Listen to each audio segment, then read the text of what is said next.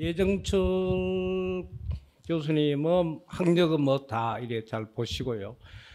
상당히 이런 쪽에 제어 개척과 전기 전자공학 쪽에 석사 박사를 하셨는데, 이래 보시면 바이오 뇌공학 과에 지금 조교수, 부교수, 정교수도 하시고 카이스트의 김재철 AI 대학원 정교수입니다. 뭔가 AI 요새 트렌드하고 맞는 또 학회장도 하고 계시고, 또 특히 IEEE 펠로우 회원이 있습니다.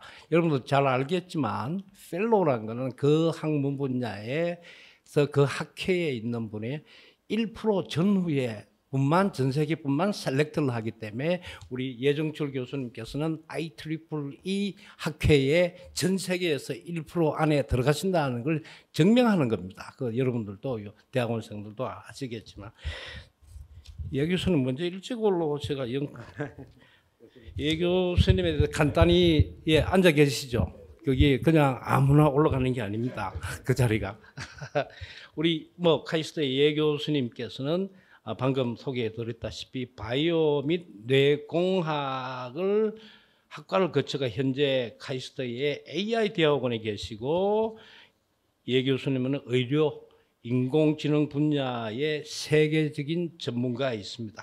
특히 최신 인공지능 기술 개발을 개척해서 의료 분야에 적용하며 의료 인공지능의 선도적 발전과 수학 분야 딥러닝 보급에 앞장서고 있습니다. 그래서 예 교수님은 훌륭하신 분이고 한데 뒷조사를 해봤습니다. 어떻게 우리가 모르는 우리 학생들이 생각하기에, 동료가 생각하기에 예정철 교수님은 바깥에 보는 게 아니고 내부에서는 어떤 생각을 할까 이렇게 쭉 찾아보니까, 학생들한테 물어보니까 우리 교수님은 과학자고 교육자이시고 정치적인 좋은 말밖에 하질 않아요. 좋은 말밖에 하질 않고, 예정철 교수님께서는 학생이 한 명이 이렇게 이야기했습니다. 의료 수학자, 요새 의사과학자는 MD, PhD라는 단어를 많이 듣는데요. 의료 수학자라는 새로운 분야에 유명하시다고 합니다. 아마 오늘 그쪽에 대해서 강연도 좀 해주실 것 같은데, 예정철 교수님은 수학과 의료 분야의 교차점을 찾아내어 예리한 시각으로 의료 분야에서 수학의 중요성과 응용 가능성에 대해서 보여주고 계시고 연구도 하고 계십니다. 특히 많은 학생들 중에 한 학생이 이래 이야기를 했는데 저도 감명을 받았습니다. 한 학생이 무슨 말을 했냐면요, 교수님의 의료 수학 강의는 마치 푸른 대양 속에서 헤엄치는 것처럼 신선하고 활기찬 느낌을 받았다고 하네요.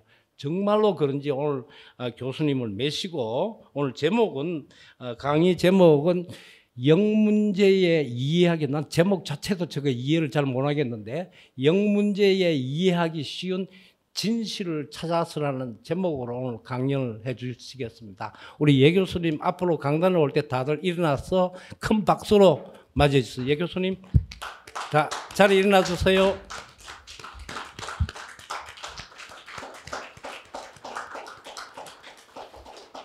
예, 강의 부탁합니다. 네, 예, 너무 좋은 말씀 많이 해주셔가지고 제가 몸둘 바를 모르겠습니다. 저희 학생들이 그런 얘기를 했다는 것도 전혀 몰랐었는데요. 예, 좀 나쁜 일하고 살면 안 되겠다는 생각 다시 한번 하고 있습니다. 예, 저는 이제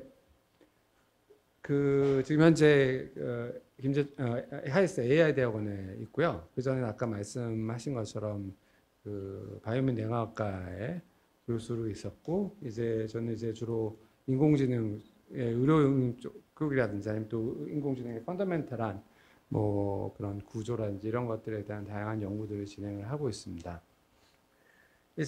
여기 제목이 영문제 이해하기 쉬운 진실을 찾으서라고 해서 영문제가 뭔지를 잘 모르실 것 같아서 아마 그 부원장님도 그런 얘기 하신 것 같은데요.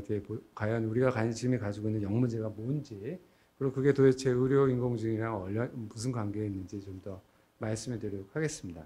일단 저는 이제 어떻게 보면은 의료 인공지능을 한다기보다는 영문제를 풀기 위한 연구를 그동안 계속 진행을 하고 그거의 가장 중요한 응용 중에 하나가 의료 쪽이고 또 이제 다양한 여러 가지 사이언티픽 디스커버리에 관련된 그런 연구들도 진행을 하고 있다고 생각하시면 될 것 같습니다. 일단 제가 이 키워드를 이 제목을 가져오게 된 이유 중에 하나가 지금도 이제 아주 계속 항상 연구를 하면서 이제 항상 이제 마음에 두고 있는 어떻게 보면은 명언인데요. 여러분들 이제 갈릴레오 갈릴레이가 하면서 뭐 지구는 그래도 돈다 뭐 이거를 기억하실지 모르겠는데요. 사실 이 문구는 이 말은 못 들어보신 분이 많으실 거예요. 근데 왼쪽에 있는 게 여러분들 지금은 모르시겠지만 저희 애가 어렸을 때만 하더라도 이제 그 당시에 어린애들 애기 태어났을 때 달릴 때 제일 좋은 것 중에 하나가 DVD를 보여주는 거였었는데요.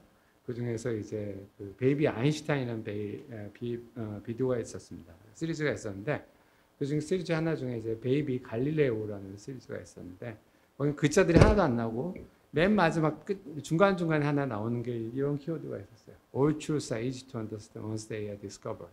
The point is to discover. 무슨 이야기냐면은 항상 어떤 진리라는 거는 이건 뭐 약간 다르게 해석할 수도 있는데 제가 받은 느낌은 모든 진리라고 얘기를 하는 거는 너무 복잡하면 진리가 아니다. 일단 찾았을 때 이렇게 심플한 거를 그동안 몰랐구나 하는 생각을 할 수 있는 것이 그게 바로 진리다. 그게 어떻게 보면은 지구가 돈다는 것도 그럴 수 있고요. 뭐 만유인력도 그럴 수 있고 그런 걸 수도 있겠죠. 이렇게 수학적으로 그렇게 묘사가 될 수 있는 그런 너무나도 그런 것이 존재한다는 게 신기할 것 같아요. 이제 문제는 이제 또 포인트 그걸 발견하는 게 문제다. 근데 항상 제가 이제 저도 뭐 제가 너무 이제 석학이라고 말씀해서 제가 문과를 모르겠는데 제가 연구를 하는 과정을 통해서 보면은 사실 항상 이 모든 중요한 연구의 그런 브레이크스루들이 나왔던 경우는 이제 머리가 막 복잡하고 이 문제가 뭔지도 모르겠고 이렇게 저렇게 하고 그런 연구를 하고 있을 때 결국은 그런 거는 이제 어떻게 보면 연구의 이제 시작이다. 결국은 이건 아직은 안 풀린 거고 풀리는 순간에는 심플해질 거다라는 그런 것들이 계속 이제 반복해가는 과정이었다고 생각을 합니다. 그래서 이제 말씀을 드리겠는데요. 먼저 그러면 과연 영문제가 뭔가라는 말씀을 드리자면은 그래서 영문제란 거는 이제 y 꼴 ax 여러분들이 연립방정식이라고 있는 y 꼴 ax 문제를 푸는 겁니다. y가 어떤 메저먼트인데 거기서 a라는 매트릭스를 통해서 x라는 것에서 나온다고 했다. 거기 이제 물론 노이즈가 들어있죠. 근데 이제 y 꼴 ax 하면 이제 심플하고 뭐 매트릭스 인버스 하면 된다고 이렇게 생각할 수 있는데요. 사실은 이제 우리가 다루고 있는 영문제는 실제로 사이언티픽한 경우에서 다루고 있는 건 여러 가지가 있습니다. 이미징 시스템이 대표적인 경우인데요. 뭐 어떤 현미경을 통해서 이제 블러된 상태로 온다든지 아니면 또 이제 MRI나 CT 이런 거 같은 경우가 있어서는 이런 메저먼트를 통해서 그 안에 있는 내부를 이제 해부하지 않고도 볼 수 있다든지 아니면은 뭐 이 전파망에서 얻어진 이런 신호를 통해서 블랙홀의 이미지를 만든다든지 이런 것들이 바로 이제 우리가 영문제라고 부르는 겁니다. 그런 경우에 이제 대부분 가장 큰 문제점들이 뭐냐면은 메저먼트가 한정이 되어 있기 때문에 그래서 보통 1포즈 된 문제라고 이제 얘기를 많이 하고 그걸 해결하는 것이 이제 한 수십 년간의 응용수학 분야에서 많은 사람들이 연구를 해왔던 분야입니다. 근데 이제 저희가 특히 이제 의료 영상 쪽에 관련된 연구를 계속 많이 해왔던 이유 중에 하나가 이제 의료 영상은 어떻게 보면 대표적인 영문제 중에 하나입니다. 예를 들어서 뭐 왼쪽 그림에서 보는 것처럼 뭐 예를 들어서 이제 MRI에서 영상을 얻었을 때 MRI 빨리 얻기 위해서 이제 듬성듬성 찍는 경우가 있는데 만약 이걸 통해 가지고 아주 하이 레졸루션의 이미지를 만들어낸다든지 아니면은 이제 MRI는 대표적으로 이제 프리오 도메인에서 데이터를 얻고 그걸 통해서 그 안에 있는 이미지를 얻어내게 되는데요. 그런 식의 프리오 데이터가 충분치 않을 때 어떻게 이미지를 얻어내냐. 아니면 또 이제 엑스레이 CT 같은 경우는 이제 엑스레이 여러 방에서 찍어가지고 거기 가지고 내부 구조를 얻는데 보통 한 몇백 뷰, 한 600뷰, 1000뷰 이런 걸 각도를 얻게 되는데 그거를 여러 가지 상황에서 이제 막 적은 뷰를 가지고도 이 내부를 어떻게 얻어내냐. 많은 경우 어느 경우도 맞죠. 대표적인 문제긴 하지만요. 그래서 이제 그런 것이 이제 바로 영문제입니다. 저희가 관심이. 그래서 이제 어떻게 보면 제가 이제 의료 영상에 관련된 의료 인공지능 연구하게 된 바로 중요한 이유도 저희는 이제 영문제를 푸는 응용수학의 연구를 하기 때문이라고 생각하시면 될 것 같은데요. 그럼 제가 과연 이제 어떻게 보면 영문제를 시작을 하게 됐냐. 이게 어떻게 보면 제가 이제 서울대 제어계측과를 학부 석사를 졸업하고 나서 이제 미국 가면서 이제 그 당시에 이제 관심이 있었던 거는 뭔가 좀 더 수학적인 뭔가 체계적인 거를 할 수 있는 문제가 없을까 이런 생각을 하면서 이제 그 당시에 처음으로 이제 접했던 게 어떻게 보면 이 경우는 이제 광학적인 문제에서 나오는 어떤 영문제를 이제 푸는 문제인데 이거를 계기로 해가지고 이제 영문제라는 것 특히나 이제에 대해서 관련을 가지게 됐습니다. 근데 본격적으로 제가 어떻게 보면 연구를 본격적으로 시작하게 된 건 이제 포스닥 때였었는데 제가 이제 그 퍼드에서 공부를 하고 이제 일리노이에 이제 포스닥을 가게 됐을 때 이제 그 당시에 이제 좀 더 뭔가 펀더멘탈 하고 싶은 갈증들을 가지고 있었던 것 같아요.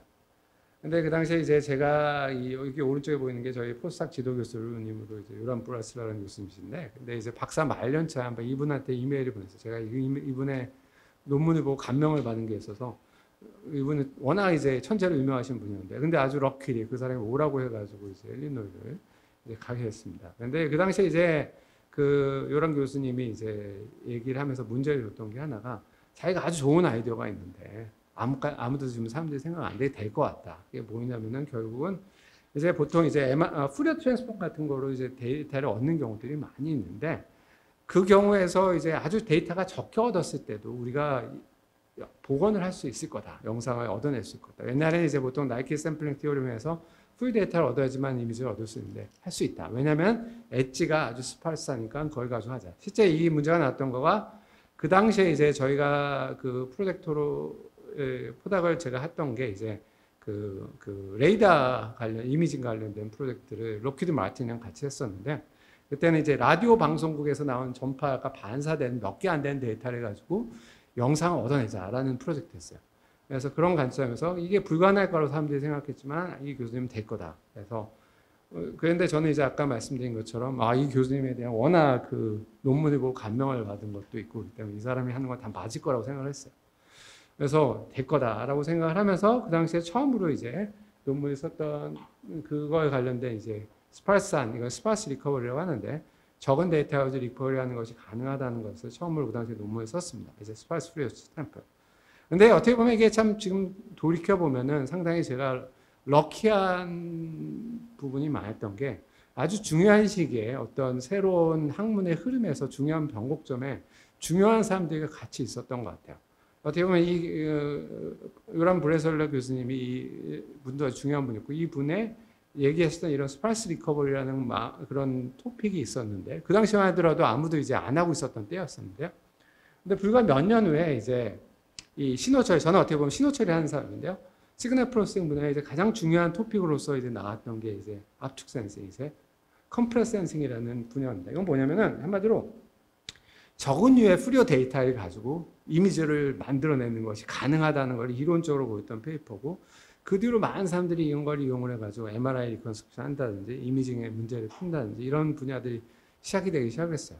근데 아까 말씀드린 것처럼 제가 포닥 때 우리 지도 교수님이 이미 그런 것들이 가능할 거란 걸 했고 그거에 대한 연구를 시작했었기 때문에 이런 분야가 뜨면서 저도 금방 할 수 있겠네 해가지고 본격적으로 이제 연구를 시작할 수 있던 그런 운이 있었다고 생각을 합니다. 그래서 제가 이제 2004년에 부임을 하면서 이제 그 어떻게 보면은 그 아까 말씀드린 컴프레스 압축 센싱이라는 게 이제 본격적으로 시작이 된 무렵에 럭키하게 그런 것들에 대한 연구들을 좀 아주 그 임팩이 있는 어떻게 보면 가장 최초의 연구들이라고 할 수 있는 연구들을 시작을 했고 그러면서 이제 또 거기에도 뒤에 말씀드린 몇 가지 또 변곡점이 있었는데 우연히도 이제 그 중요한 순간들에 저희 학생들의 디스커버리라든지 이런 것들 때문에 그런 것들을 처음으로 할 수 있는 경우들이 많이 있었습니다. 여기다가 대표적으로 보여드린 게 동적 압축 센싱이라는 거랑 이제 알로하라는 나중에 말씀드릴 거고 이제 딥러닝의 시대에 오면서 이 컨버리션 프레임넷이라는 이용과 그 다음에 이제 디퓨전 모델 이런 것들이 결국 저희가 이제 랩에서 가장 그 선두적으로 할 수 있었던 기회들이 있었고요. 그것이 어떻게 보면 저희 연구가 지금 있게 한 계기였다고 생각합니다. 그래서 이제 그럼 과연 이제 아까 말씀 세계 최초의 동적 압축 센싱이라는 것들을 이제 그 했다고 했는데 이게 도대체 뭐냐? 사실은 이게 그 뭐냐면 이제 심장 같은 영상을 이제 MRI를 찍는다고 하면 심장이 이제 피어리틱하게 뛰죠. 주기적으로 뛰게 되는데 그걸 프리오 데이터를 얻으면은 실제적으로 MRI가 상당히 늦은 장비입니다. 2D나 3D 이미지를 1D 신호를 통해 가지고 얻어내는 과정이기 때문에 시간이 많이 걸리는데 심장이 빨리빨리 뛰는 거를 얻어내기가 어렵죠. 그런데 이제 다시 생각을 해보면 이 심장이 주기적으로 뛰면은 그거의 푸리어 변환 영역에서는 어떤 스팔스한 신호를 가지고 있다는 걸 알기 때문에 그런 사실을 이용하면은 이거를 적은 수의 샘플을 가지고도 복원이 가능하다라는 거를 처음으로 이제 밝혔습니다. 이게 KT 포커스라는 알고리즘이었는데요. 그래서 이거 같은 경우는 대표적으로 이 컴프레스 센싱이라고 하는 분야에 가장 많이 이제 인용되는 사이테이션들 중에 하나고요. 그래서 그 도대체 압축 생성이 뭐냐라고 말씀드리면 아까 말씀드린 것처럼 그런 이제 뭐 신호가 이제 피리드하게 한다면 이쪽 신호 방향으로 시간 방향으로 푸리어 변환하면 아주 적은 유의 데이터만 존재를 하고 이거를 이용하면 그 사실을 이용해서 적은 유의 데이터를 가지고 할 수 있다. 아니면 또 이미지 같은 경우도 어떤 뭐 웨블레이션이라든지 토탈 베리에이션 같은 경우 엣지만 남는데 이런 거를 이용해서 할 수 있다. 또 패러렐 여러 멀티 채널로 데이터를 얻은 경우도 채널 간에 콜레이션이 있기 때문에 이런 걸 이용한다. 이런 얘기들 했죠. 그래서 이런 거를 통해 가지고 저희가 어떻게 보면 본격적으로 국제적으로 무대에 등단하게 된 계기가 그 KT 포커스라는 알고리즘이었습니다. 그 다음에 이제 저희가 이제 연구를 이거에 대한 압축 생성 연구를 하면서 이제 그 다음으로 관심을 가졌던 것들 중에 하나가 뭐냐면은 이제 멀티 센서 이미징 문제라는 겁니다. 이거는 사실은 제가 이제 포닥을 할 때 레이더에서도 동일하게 나왔던 얘기인데요. 대부분 레이더도 이제 레이더 어레이 같은 경우 요즘에 그 많이 쓰는 페이즈 어레이 레이더가 대부분 그런 경우인데요. 여러 개의 센서를 가지고 신호를 받아서 그걸 가지고 어떤 타겟을 찾거나 아니면 이미징을 하는 일인데요. 실제 이런 것들이 이제 그 메디컬 도메인에서 많이 있습니다. MRI도 대부분 여러 코일로 데이터를 얻게 되고요. EEG라든지 MEG라든지 아니면 기타 등등 여러 가지 센서를 이용한 데이터는 거의 대부분 멀티 센서에서 신호를 얻게 되는데 이제 또 관심사는 아까 말씀드린 것처럼 멀티 센서에서 신호를 얻었을 때 실제적으로 신호원이 어떤 도메인에서 이렇게 스팔스하게 희소하게 분포를 하면 이걸 어떻게 더 이피션트하게 얻을 수 있냐 이런 문제가 이제 바로 멀티 센서 문제였어요. 그런데 이제 저희가 이 문제를 하면서 이제 처음에는 저는 어떻게 보면 응용 쪽에서 이제 알고리즘을 개발한 사람을 시작하다가 응용 수학으로 들어왔던 케이스였었는데요. 그 계기가 됐던 게 뭐냐면은 이제 그 당시에 이제 아까 말씀드린 압축 센싱이라든지 이런 여러 가지들을 했던 알고리즘을 사서 이 문제에 대해 풀려고 하면 이 갭이 존재하는 거예요. 무슨 얘기냐면 실제적으로 펀더멘탈한 바운드라고 하는 거에서 보면은 실제 리커버리 할 수 있는 그 바운드가 이렇게 정해지는데 실제 알고리즘에서 나온 거는 이 값이 주어지지 않고 요거의 2분의 1이라고 더 적은 것만 리커버가 가능하다는 그런 연구들이 주어지면서 그 중간에 그 갭이 존재를 해서 제가 이걸 가지고 이제 많은 사람들한테 이론을 하는 많은 사람한테 물어봤는데 아무도 대답을 못 하더라고요. 그래서 저희가 여기서 이제 중요한 게 이제 스파크라는 수학적인 원리인데 이게 뭔지는 이제 뭐 지금 말씀드리기는 어렵고요. 근데 여기에 문제가 있을 거다. 이거를 하는 뭔가의 이유가 있을 거다라는 고민을 하게 됐습니다. 그래서 이제 저희가 그 도대체 무엇이 빠져 있는지를 이제 찾게 됐었는데요.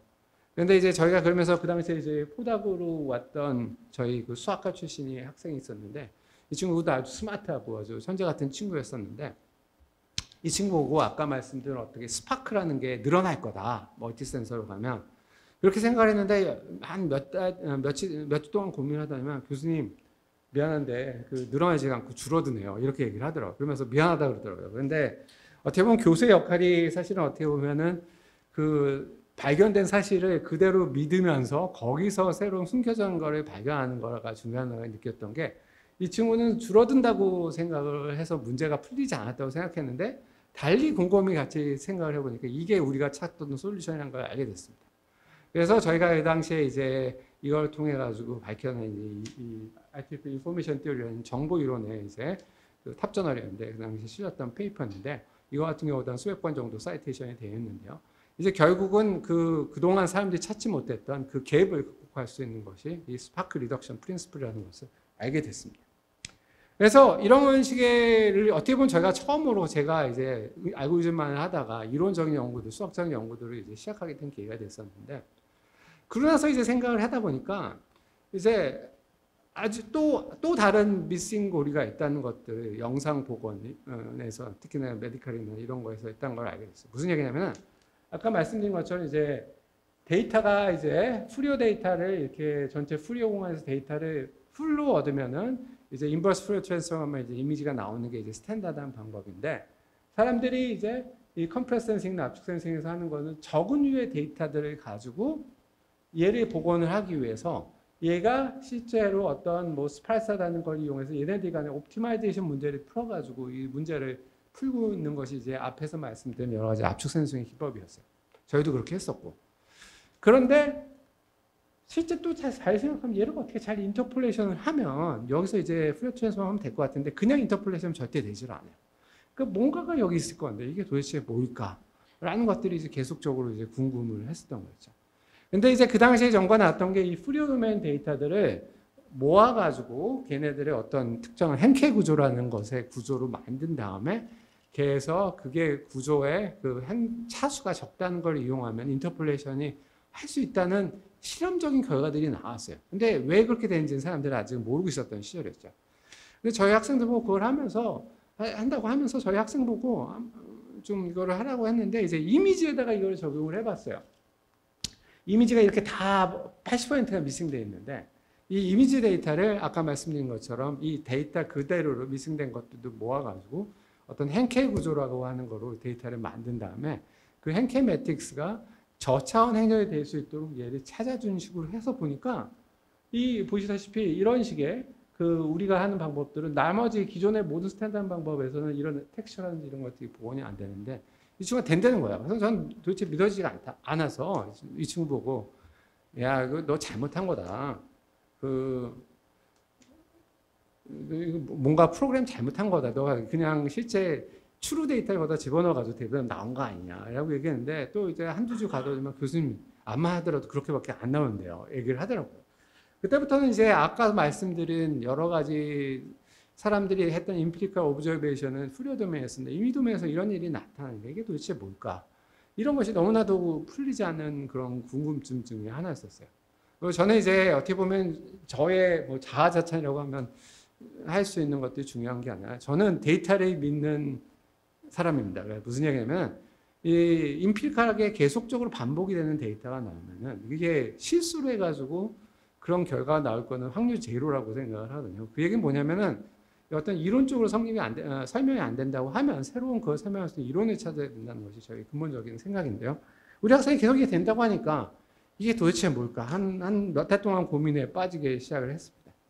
게다가 이제 제가 깨닫게 된 거는 그 당시에 이제 제주도 출장에 갔었는데 제주도에서 버스를 타고 가다가 그 문제를 버스를 타고 가는 중에 그게 도대체 어디서 나온지 했던 어떤 여기 말씀드린 펀더멘탈은 듀얼리티라는 거를 저희가 그거를 깨닫게 됐어요. 그래서 우리 학생한테 버스에서 열심히 전화해가지고 야 이렇게 한번 시뮬레이션 해봐, 이거 한번 컨펌하면 이것도 한번 해봐라 이러니까 그대로 나오더라고요. 그러면서 이제 저희가 본격적으로 했던 게 결국은 이제 어널리틱 필터를 이용한 이제 아까 말씀드린 알로라는 알고리즘이었는데요.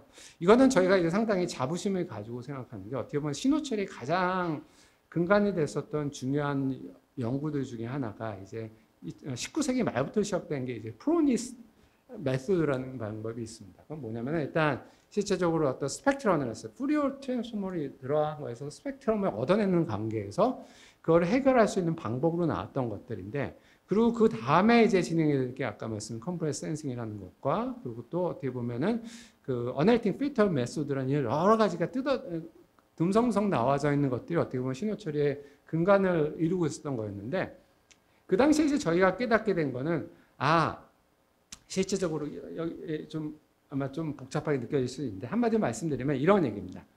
어떤 신호가 이미지 도메인이건 프리오 도메인이건 어떤 도메인에서 스파이스하게 몇 개 안 되는 이렇게 스파이크처럼 이렇게 되어 있는 아주 적은 유의 서포트를 가진 데이터가 있으면 걔를 프리오 트랜스폼을 해서 걔의 프리오 스펙트럴 도메인에서 보면 그 스펙트럴 도메인에서 필터링을 했을 때 컨볼루션을 했을 때 걔를 0으로 만드는 아주 짧은 탭에 필터가 존재한다는 것이 이 기본적인 아이디어고 그럴 때 그 필터의 길이는 여기서 나오는 얘네들의 그 스파시티랑 정확하게 비례한다, 결정이 된다는 것을 if and only 앞으로 가고 뒤로 가고 이게 가능하다는 이론을 저희가 밝혀내게 되죠. 그래서 이거는 저희가 그동안 이제 19세기부터 밝혀졌던 여러 가지들을 어떻게 보면 하나의 통합하는 방법으로 이제 상당히 이제 자부심을 가지고 얘기를 했던 논문이었었는데요. 지금도 상당히 많은 사이트에 되고 있는 연구들이고. 그래서 이제 제가 이제 또 아까 이제 상당히 럭키하고 그리고 또 이제 제 어떻게 보면 이 분야에서 가장 중요하신 분들과 같이 많이 이제 교류를 할 기회들이 많이 있었는데요. 그 중에서 이제 신호처리 분야에서 대표적으로 유명한 또 분이 이제 스위스 연방공대 그 로장공대 교수님이 마이클 운저라는 교수님이 있어요. 그래서 제가 이 페이퍼에 대한 프리프린트를 딱 보내줬더니만 그 사람이 너무 좋다고 뭐 어쩌고 얘기를 하는데 그러면서 이제 저희가 이 학회에 가서 같이 둘이 저녁을 먹었어요. 그러면서 지금 그 교수님이 하신 얘기가 야, 이거 너무 좋은데 야, 2년만 일찍 나왔으면 좋았을 뻔했다. 왜냐하면 2010년에 여러분들 알겠지만 그때는 알파고가 나오기 시작한 무렵이었어요.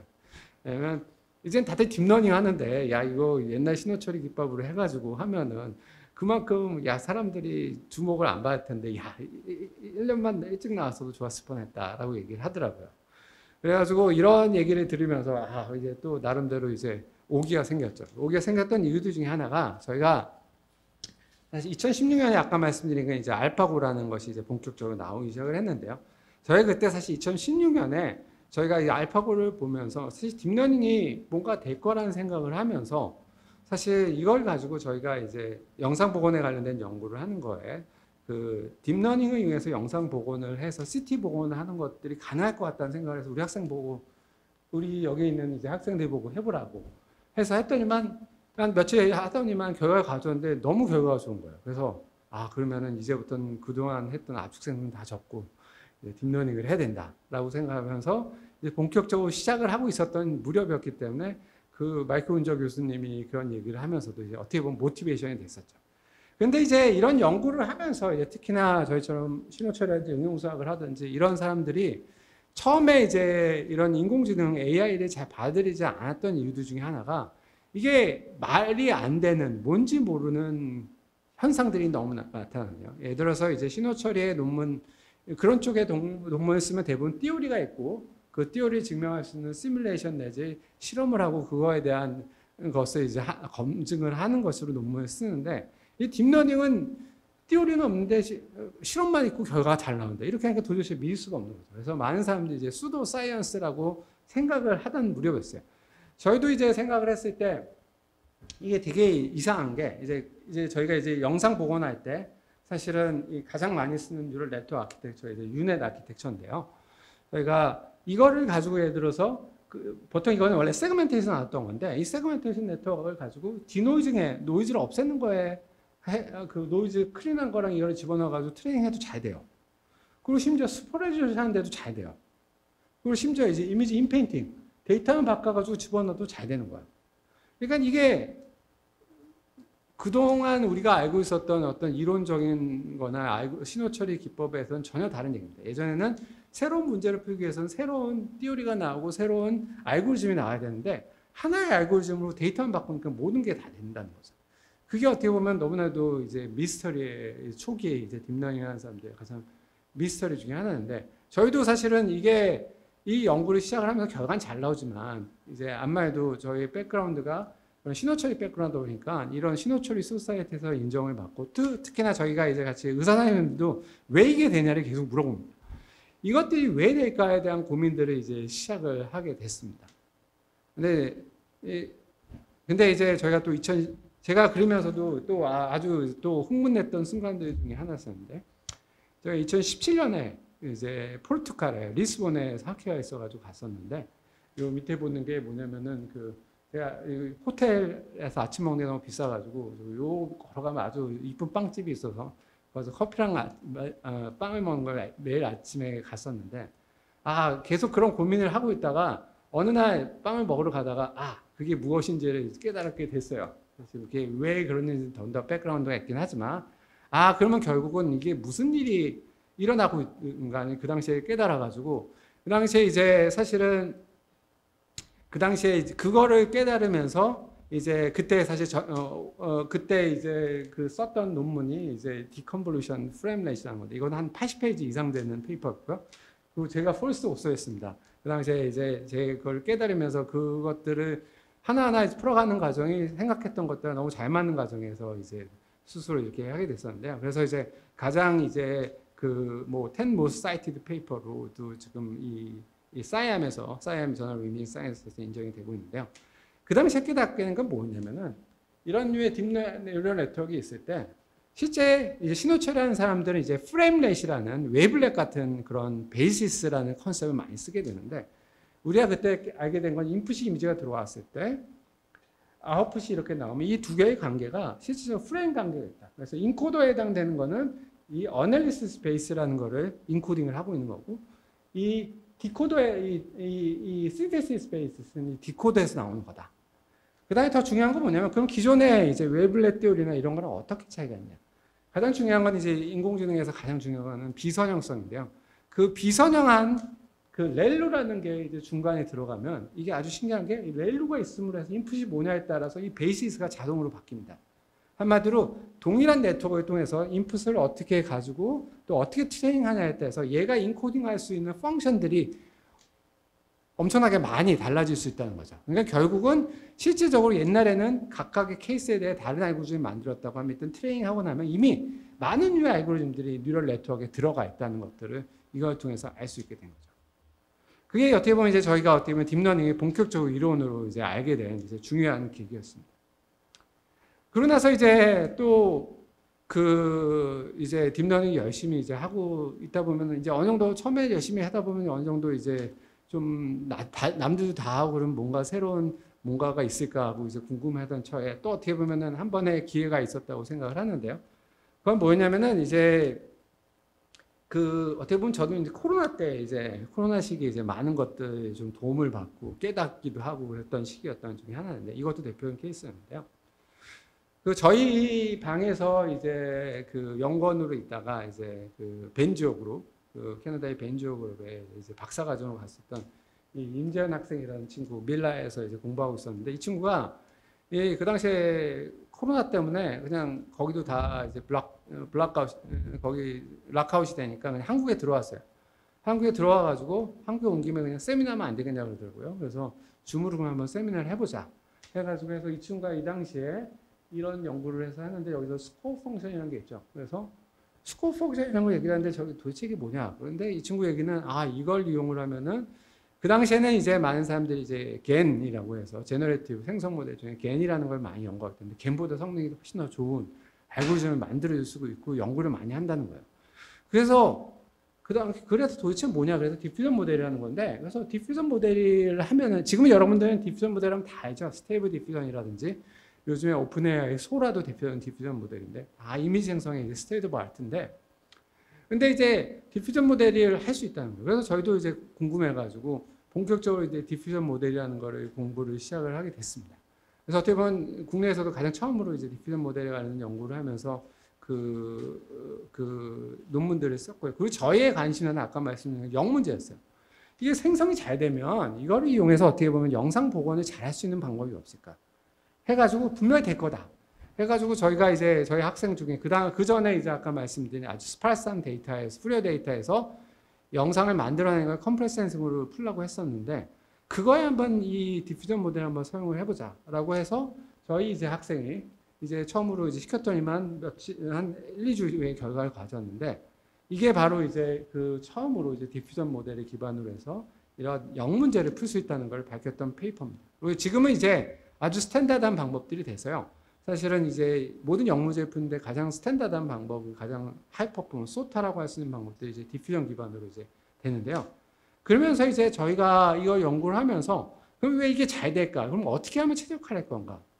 이런 연구들을 생각을 했는데 그러면서 저희가 이제 나왔던 게 지금은 또 자아자찬일 수 있을지 모르겠지만 이 영문제, 디퓨전을 이용한 인버스 프로블럼에서 가장 스탠다드한 방법으로 하고 있는 게 디퓨전 포스트레 샘플링이라는 저희가 뉴립스랑 아이클리어에서 났던 건데요.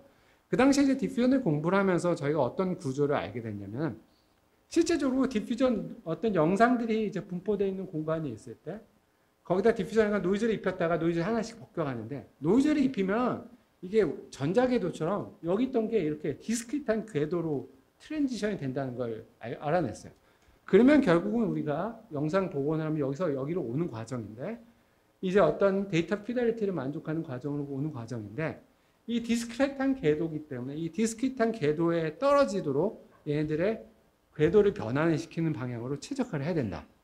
라는 것들을 이제 밝혀냈던 것이 이제 이 DPS라는 포스트 샘플링이라는 기법입니다. 그래서 이것은 지금 어떻게 보면 지금 이 분야에서 이제 가장 스탠다드하게 이제 많이 이제 사용이 되고 있는 방법입니다. 이제 마지막으로 이제 말씀을 드리면 돌이켜 보면은 저는 이제 지금은 이제 다 이제 저희는 머신러닝만 하고 있고요. 머신러닝에 의한 인버스 프로블럼, 그다음에 메디컬 이미징, 기타 등등 다양한 여러 가지 컴퓨터 비전에 관련된 연구를 하는데 이제 옛날 아까도 말씀드린 것처럼 이제 처음에 이제 딥러닝이 나왔을 때만 해도 이게 수도 사이언스가 아닌가, 이게 뭐냐 이런 얘기, 임피리컬한 사이언스다 이런 얘기를 하면서 많은 사람들이 믿지를 않았어요. 수학하는 사람들은 거의 수도 사이언스로 엮죠. 근데 하지만 바뀌었습니다. 이제는 수학과에서도 사실은 이제 AI 하는 사람들 지금 많이 뽑고 있는데 그거를 돌이켜 보면은 사실은 가장 비슷했던 것이 어떻게 보면 실험 물리학과 이론 물리학의 발전이라고 생각할 수 있을 것 같아요. 실험 물리학 같은 경우는 양자학 교의 대표인데 여러 가지 실험 물리하는 사람들이 많은 이상한 피노멘들을 밝혀냈죠. 그 다음에 그거를 이론 물리학과 설명을 하는 과정 중에서 지금 여러분들이 들어볼 수 있는 함수 해석학이라든지 펑션 어널리시스라는 것들이 발전이 됐습니다. 마찬가지로 이제 어떤 이런 AI가 이제 임피리컬 사이언스인데 결국 이게 처음에 퍼포먼스가 좋은데 그거를 이해해 나가고 그것을 알아냈을 때 이제 아름다운 어떤 수학적인 구조들이 발견하는 과정을 통해서 이제 많은 이제 새로운 이 수학의 이제 어드밴스나 이런 것들이 있어 왔고요. 그리고 앞으로도 그럴 거라고 생각을 하고, 그리고 저와 같이 이제 역 문제를 하는 사람에서는 결국은 이런 그 AI가 엄청난 이제 기회를 가지고 이제 새로운 도약에 기회를 주고 있다고 생각을 합니다. 예, 저희 어떻게 보면 돌이켜 보면은 제가 지금까지 이제 많은 연구들을 했을 때 이제 묵묵히 옆에서 지켜준 저희 가족들, 저희 지금 와 있는 저희 집사람과 저희 애들, 아들, 딸이 가장 많은 이제 도움을 주었다고 생각하는데요. 예, 이것으로 감사를 표하면서 발표를 마치도록 하겠습니다.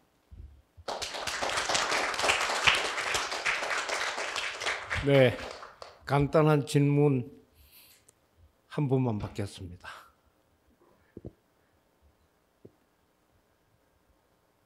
질문 없으십니까? 예, 그러면 오늘 뭐 스카한테 질문을 하기 두려워서 안 하시는 것 같고, 오늘 지금 예종철 선생님께서 여러 가지 쪽에 현재까지 오는데 여러 가지 학문적으로 커리어 디시전스 과정을 쭉 AI에 도달할 때까지 말씀을 해주셨는데, 제가 생각하기에는 예종철 교수님의 first career decision, 그 내킹이 아마 사모님을 만나는 게 제일 큰 first career decision이 아닐까. 그래서 사모님한테 미리 부탁을 드렸습니다. 예 교수님 저렇게 연구를 잘하는데 사모님께서 보는 내 남편 예종철은 어떻다라고 길게는 2분입니다. 2분 내로 간단히 좀 남편을 좀 말씀해 주시죠. 하나 예를 들면요. 옛날에는 우리 남편 씻지 않아요. 이런 얘기까지 했으니까 사모님 일어나 주시죠. 박수로 사모님 내시죠.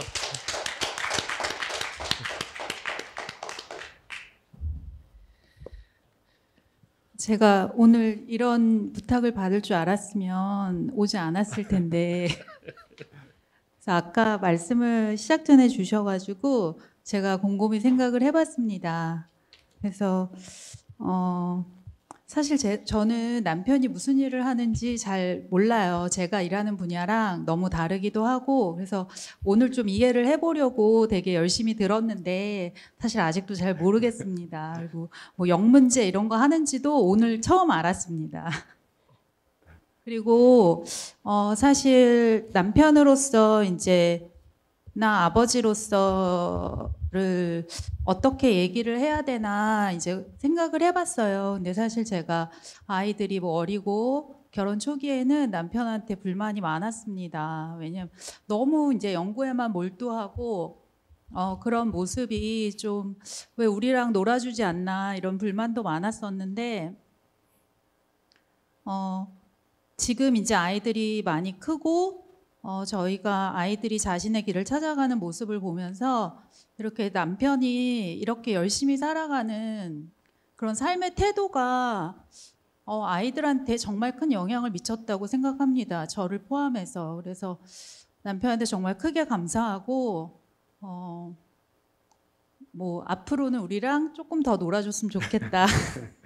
그런 부탁을 하고 아까 이제 남편의 발표 자료 중에 데이터는 거짓말하지 않는다 이런 말이 있었는데요. 오늘 남편의 이 발표를 보니까 그 남편의 삶의 데이터가 거짓말을 하지 않은 것 같습니다. 여기까지 하겠습니다. 아이고 너무 좋은 말씀해 주시네요. 예, 감사합니다. 예.